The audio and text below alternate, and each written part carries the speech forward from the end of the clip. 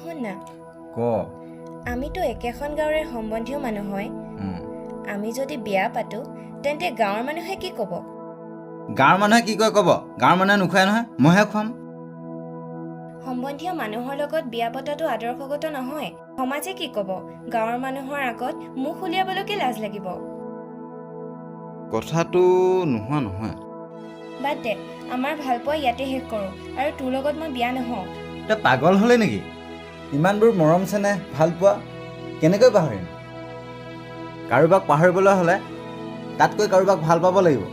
তই চাগে কাৰোবাক পালেই সেইটো কাৰণে মোক এৰিব বিচাৰিছ তোক ইমানকৈ বুজালো তই বুজিয়ে নাপালি তই মোক পাহৰি যা অ ল'ৰা একেবাৰে ছাৰ হোৱাটছএপ নম্বৰ পাহৰি যাবি নিজৰ কাহিনীৰে ৰচিত এখন অসমীয়া ছবি অভিমানী ছোৱালীজনী আপোনালোকে শ্বেয়াৰ কৰিব বুলি আশা ৰাখিলোঁ